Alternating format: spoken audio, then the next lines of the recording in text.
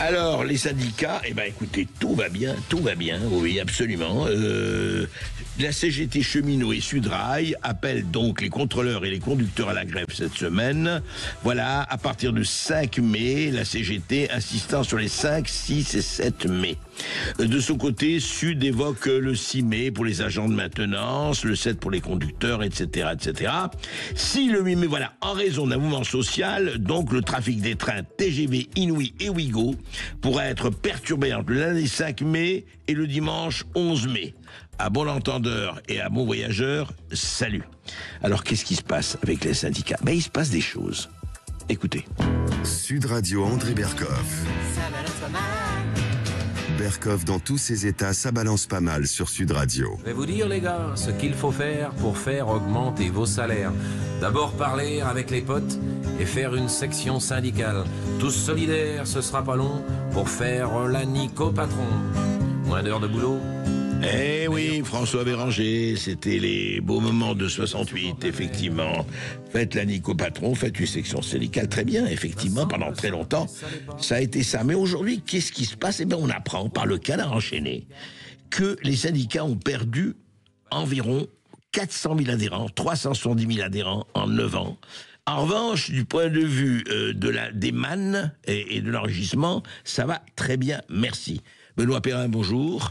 Bonjour André. Vous êtes directeur contribuable de Contribuables Associés et effectivement, vous êtes toujours là pour nous donner un tout petit peu, effectivement, l'état des lieux. Alors, qu'est-ce qui se passe avec les syndicats ? Parce qu'il faut rappeler donc comment les syndicats sont rémunérés, d'abord. Alors voilà, ce qu'il faut expliquer, c'est d'abord, il y a eu deux tournants. D'abord, le premier tournant, c'est en 2008, où on a imposé aux syndicats d'établir des comptes annuels et de les rendre publics, notamment sur l'origine de leur financement. Et comme ça suffisait pas, eh bien, en 2014... Parce qu'avant, ça n'existait pas. Avant, c'était très opaque. Et d'ailleurs, ça l'est toujours encore aujourd'hui, on va y venir. D'accord. Et en 2014, loi très importante, puisqu'avant, les syndicats étaient financés par 3 voies. 1, par les cotisations normales, 2, par la formation professionnelle, et 3, par des chèques qu'ils recevaient des grandes organisations paritaires auxquelles les organisations syndicales participaient, typiquement toutes les branches de la sécurité sociale. Syndicat patronat, quoi. Exactement. C'est ça. Et à partir de 2014, ils ont complètement changé le financement des syndicats pour tenter de donner une transparence plus importante, avec la création d'un fonds alimenté par une cotisation des entreprises de 0,07% du salaire brut de chaque salarié. Concrètement, ça veut dire quoi ? Ça veut dire que chaque salarié en France aujourd'hui participe directement, mais vraiment directement, il n'a qu'à regarder sa fiche de paye, c'est écrit dessus. C'est sur la fiche de paye. Au financement des syndicats. Donc, première source de financement, ce fameux fonds payé par le travail. 0,07% du salaire brut. Exactement, du salaire brut du salarié. D'accord. 2, des subventions d'État, et 3, des cotisations. Voilà, donc on a essayé de simplifier en quelque sorte le financement de ces syndicats, mais le paradoxe, vous l'avez dit, c'est qu'en fait, ils ont de moins en moins d'adhérents, et pour autant, ils ont de plus en plus d'argent public. Pour vous donner un chiffre, en 2023, les syndicats salariés percevaient à peu près 100 millions d'euros. En 2015, alors qu'ils avaient plus justement d'adhérents, eh bien, ils en percevaient 77 millions. Donc autrement dit, les syndicats n'ont même pas intérêt à, entre guillemets, bien faire leur travail, c'est-à-dire à essayer de conquérir une part de marché, conquérir des adhérents. Je veux dire, Sud Radio cherche à avoir le plus d'auditeurs possible. Eh bien, les syndicats, ils n'ont pas tellement besoin de se préoccuper de leur marché, ou en tout cas des travailleurs, puisqu'ils savent très bien qu'il suffit d'appuyer sur un bouton pour que l'argent tombe directement. Quel que soit le nombre de travailleurs qui adhèrent à ce syndicat. Exactement. Ce qui compte, c'est surtout les résultats aux élections professionnelles. Ça, c'est quelque chose qui est très très important. C'est une mesure qui est réalisée tous les 4 ans. Donc vous avez une espèce de baromètre de la représentativité des syndicats. Dans tous les domaines. Et dans tous les domaines, exactement. Notamment... et vous avez les résultats qui sont assez simples. Vous avez 1, la CFDT, 2, la CGT et 2, Force ouvrière. Et ce dont on s'aperçoit depuis à peu près 15 ans, c'est que la CGT voit sa représentativité baisser, alors que la CFDT monte et la CGC, qui est en 4e position, monte aussi. Donc en gros, vous avez des syndicats qui ont un taux d'ailleurs de syndicalisme en France entre 8 et 10%, qui sont donc du coup pas très représentatifs. Oui, c'est ça. Non, mais quand j'ai vu ces chiffres avant le QC, mais ça m'a vraiment étonné, Benoît Perrin. C'est-à-dire que la France, il y a 10% seulement de Français qui sont syndiqués. Exactement. Grosso modo, enfin, dans la fonction publique, c'est un peu plus, on est plus aux alentours de 12%. Mais c'est vrai que peu. C'est très peu. On voit les pays du Nord, vous avez 60, 70, parfois 80% des salariés qui sont syndiqués. En Allemagne, par exemple. Exactement. Etc. Et en France, c'est absolument pas le cas. Et pourtant, encore une fois, ils ont une manne financière très très importante de l'État. Vous vous souvenez du rapport Perruchot qui était paru en 2011. Alors, c'est un vieux rapport qui avait fait beaucoup débat à l'époque. C'était un député Nouveau Centre qui avait fait une commission d'enquête, donc à l'Assemblée nationale, sur le financement des syndicats. Et pourquoi on en avait beaucoup parlé? Parce qu'en fait, c'est un rapport qui n'a jamais été adopté par l'Assemblée nationale, donc du coup, qui n'a jamais été rendu public. Ce qui est quand même assez extraordinaire. Qui n'a jamais été acté, quoi. Qui n'a jamais été acté. Et qui disait essentiellement? Alors, ils étaient... Le rapport Perruchot. Alors, ce qui est assez amusant, c'est qu'ils étaient 30 membres. Il y en a que 9 qui ont participé au vote pour justement adopter ce rapport. Il y a 2 centristes qui ont voté pour, 3 socialistes qui ont voté contre et 4 UMP, c'est-à-dire les anciens LR qui se sont abstenus. Donc, résultat des courses, ce rapport ne sera publié que dans 30 ans. Enfin, 30 ans après... il est secret défense aujourd'hui. Exactement, il est sous scellé. Il se trouve que, vous vous en souvenez, à l'époque, Le Point avait réussi à en récupérer une partie du contenu. Et alors, que disait ce rapport ? Premier point, on vient d'en parler, ce rapport disait que les syndicats, finalement, vivaient essentiellement de subventions, donc ils n'ont pas besoin de courir après les adhérents. Deuxièmement, et ça c'est vraiment extraordinaire, c'est la part, en gros, justement, des cotisations dans leur budget général. Oui, alors. Et là, on est tenez-vous bien, on est entre 3 et 4%. Les cotisations de recettes représentent 3 ou 4% des recettes des syndicats. Exactement. Donc, il dit de vous dire que quand je vous dis qu'ils n'ont pas besoin de courir après les adhérents, vous comprenez mieux pourquoi. C'est parce qu'en fait, ils savent que l'argent vient d'ailleurs. 3, ils nous indiquaient qu'il y avait quand même 28 000 agents dans la fonction publique qui étaient détachés. Donc qui étaient détachés dans des syndicats, mais qui étaient quand même évidemment payés par l'argent du contribuable. 28 000 agents. Alors 28 000 agents. Il manque des des agents qu'il y avait des fonctions purement syndicales. Exactement. Exactement. Qui ne travaillaient pas sur le terrain, sur la... Oui.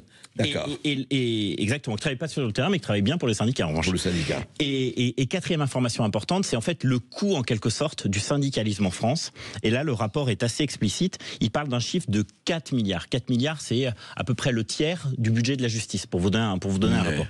Et dans ces 4 milliards, donc vous avez ces fameux 3-4% des adhésions, mais 90% de ces 4 milliards, c'est payé par les employeurs, à travers des décharges syndicales, à travers du temps qui est consacré aux syndicats, à travers des subventions de comités d'entreprise. Donc en gros, aujourd'hui, vous avez donc 90% de la masse, enfin, du coût des syndicats qui est supporté en fait par les employeurs. Et pas par l'État, par les employeurs. Exactement. Donc ça, c'est sur les 4 milliards, c'est 90% employeurs. Vous avez effectivement donc 3-4% d'adhérents et subvention publique, c'est à peu près 5%. Donc c'est quand même un gros fromage en fait, pour aller très vite, le subventionnement des syndicats.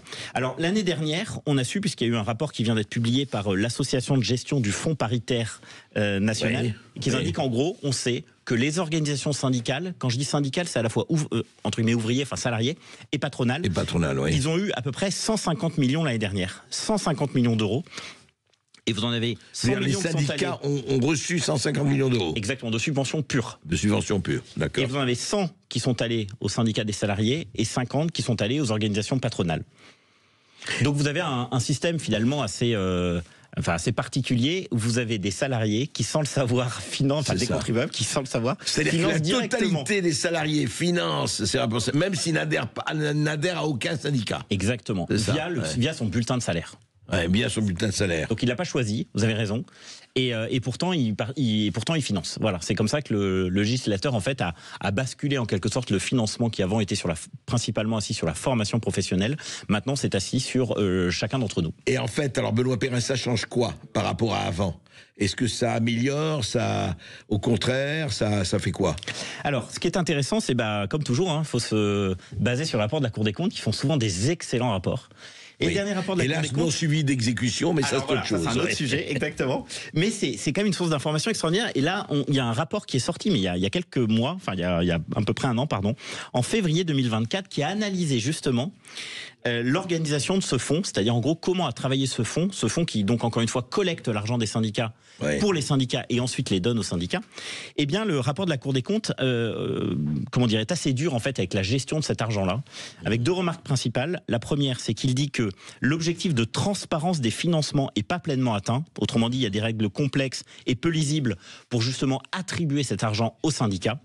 Et deuxième observation, qui est encore plus grave, c'est surtout que le contrôle de l'utilisation des crédits est aujourd'hui mal assurée. Donc autrement dit, oui. les syndicats perçoivent de l'argent, mais il n'y a pas vraiment comment de ils les contrôle. emploient. Exactement. On ne sait pas exactement comment est utilisé cet La argent. transparence n'est pas de mise. Juste, nous avons, je crois, un appel de Claude qui appelle de Perpignan. Bonjour Claude. Oui, bonjour André Berskoff et bonjour à votre invité de Contribuables Associés. Je voudrais quand même rectifier une chose qu'il a dite, c'est-à-dire que il n'y a aucun intérêt pour les syndicats à avoir des adhérents, mais c'est à cause du droit français. Je veux dire, en droit français, quand un syndicat signe une convention collective ou quand un syndicat signe un accord d'entreprise, tous les salariés bénéficient de l'accord, qu'ils soient adhérents ou pas du syndicat. Alors que dans les pays scandinaves, seuls les adhérents des syndicats bénéficient des avantages et des négociations. Par exemple, les augmentations de salaire dans les pays scandinaves, si jamais les gens n'ont pas ne sont pas adhérents du syndicat, ils en bénéficient pas. Donc ils ont tout intérêt à voilà. Et alors la deuxième chose que je voudrais rectifier, c'est qu'on pointe du doigt les syndicats avec 10% d'adhérents. Moi j'aimerais qu'on pointe les partis politiques avec 10% de Français qui sont adhérents. Ce n'est pas faux. Ce n'est pas faux. Et la démocratie syndicale, alors c'est un petit peu le fonds de commerce de Contribuables Associés que je connais bien par ailleurs. Voilà, merci. Merci Claude. Oui, c'est vrai que c'est bien de remettre les choses dans leur contexte, comme fait Claude. Non mais tout à fait, Claude a complètement raison. Après, est-ce que les Français se retrouvent dans les syndicats français? J'en suis pas convaincu. C'est-à-dire qu'on parle de l'Allemagne, on parle des pays scandinaves, où on sait que les syndicats sont vraiment dans la co-construction d'un accord. La difficulté en France, on le voit, l'exemple de la SNCF d'aujourd'hui est un exemple patent, où on voit qu'en fait, on a beaucoup de syndicats qui sont dans l'opposition systématique. Et donc, en fait, on n'a pas vraiment l'impression qu'ils défendent l'intérêt des salariés, mais on peut avoir l'impression qu'ils défendent souvent leurs intérêts. Alors justement, Benoît Perrin, on va vous faire entendre, on l'avait publié, c'était sur RMC, c'était il y a 2 semaines, il y a une prise de bec très intéressante entre Mourad Boudjelal, qui est l'ancien président de Toulon, et un syndicaliste de Sudrail. Justement, Sudrail qui appelle à des mouvements de grève. Écoutez. Moi, le train, je le prends toutes les semaines. C'est l'endroit où je suis le plus croyant. Parce que dans le train, je prie pour qu'il arrive à l'heure, je prie pour qu'il y ait de l'eau dans les toilettes, je fais que prier dans le train. Et ça c'est mon premier problème. Et je prie pour que les prix du billet n'augmentent pas. Ah oui. Vous dites qu'on a 1,6 milliard de résultats. Oui, bien sûr, l'État envoie 20 milliards. C'est facile de faire des résultats. Quand l'État envoie 20 milliards, c'est le rapport de la Cour régionale. Voilà. Alors c'est facile de faire du bénéfice. Vous savez, quand le billet de train coûte à chaque Français. Vous allez me répondre parce que je vais pas être gentil et vous aurez envie de me répondre. Vous êtes représentant. Non, je vais pas être gentil avec vous. Parce que vous êtes le symbole de pourquoi ce pays ne marche pas. Vous êtes payé par la SNCF. Je suis certain que j'ai vu plus de TGV que vous dans ma vie. C'est certain. Les TGV, vous en voyez pas. Vous êtes payé, vous êtes des milliers de syndicalistes. Vous pensez sincèrement que dans le pays aujourd'hui, dans le bordel où nous sommes, dans la merde où nous sommes, la SNCF, la priorité nationale, si on trouve 1 euro dans les caisses de l'État, vous le croyez vraiment par rapport à d'autres? Mais vous êtes qui pour ça? Et 2, je vais vous dire, vous n'avez pas de courage. Parce que moi, je fais partie d'une génération où quand je suis pas content, je me casse. Mais vous vous cassez pas et vous en êtes incapable. Parce que vous êtes trop bien, la SNCF. Vous êtes trop bien et ça vous permet de faire chier tous les Français en demandant et en revendiquant sans arrêt. Mais vous êtes incapable de quitter votre poste. Et si vous le quittez pas, ça veut bien dire quelque chose. Ça veut bien dire que vous avez peur du monde extérieur et que vous êtes dans un certain confort que vous voulez conserver et améliorer par rapport aux autres. Alors Benoît Perrin, effectivement, c'est dit sans masque, et effectivement le fourreau et l'épée n'est plus dans le fourreau. Mais est-ce que ça vous paraît, au-delà des paroles, est-ce que ça vous paraît assez juste? Ça paraît assez juste. Objectivement, ce qui me frappe dans cette histoire de grève, c'est que, il y en a souvent, on le sait très bien. On va quand même rappeler un chiffre qui me semble intéressant, c'est-à-dire qu'il n'y a pas eu une année sans grève à la SNCF depuis 1947. Deuxième chiffre. Pas une seule année. Pas une seule année. Deuxième chiffre, 5 millions de journées perdues depuis 20 ans. Et dernier chiffre, un cheminot a débrayé quasiment 2 jours par an depuis 1980. Donc je veux dire, ils sont objectivement quasiment tout le temps en grève. Pour des motifs qui prêtent à sourire. Là, cette fois-ci, c'est pour une histoire de planning. Manifestement, ils ne sont pas prévenus à temps. Mais je veux dire, on sait, et ça a été dit à l'instant, les agents de la SNCF bénéficient quand même d'énormément d'avantages.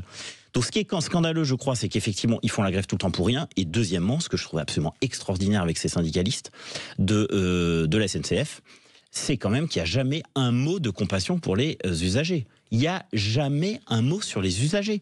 Ils passent leur temps à pleurnicher. En revanche, alors là, pour ceux qui ont travaillé dur tout au long de l'année et qui veulent retrouver leur famille très simplement, il n'y a jamais un mot. Il n'y a jamais un mot. Donc ils vont réussir à nous faire détester le train. C'est une évidence. Ils coulent une entreprise, en plus une belle entreprise. Franchement, ils sont en train de casser le lien presque affectif qui est entre les Français et la SNCF. Ils sont en train de dégoûter. Ils sont en train de permettre effectivement aux entreprises de car de doubler ou quadrupler leur chiffre d'affaires. Et surtout, c'est pas ça. On voit ce qui se passe avec Trenitalia, vous voyez, qui est maintenant ici, et qui va faire pratiquer la concurrence, et qui est en train de drainer un monde fou, parce qu'ils n'ont pas les mêmes... Exactement. Et en ce moment, il y a des appels d'offres qui sont faits dans les régions, pour les TER, donc trains express régionaux, et vous avez de plus en plus d'entreprises privées qui commencent à gagner des marchés, précisément, parce que on a des coûts de fonctionnement à la SNCF qui peuvent paraître importants, et puis surtout vous avez des gens qui vous disent il peut y avoir une grève d'un jour à l'autre, donc vaut mieux peut-être une entreprise privée, même s'il faut rappeler qu'il y a d'excellents agents à la SNCF qui sont y compris d'excellents agents syndicalistes. Exactement. Il ne faut pas l'oublier aussi. Mais c'est vrai qu'il y a une espèce de hiatus entre l'agent lambda de la SNCF et le syndicaliste, et on espère tous que l'agent de la SNCF ne va pas suivre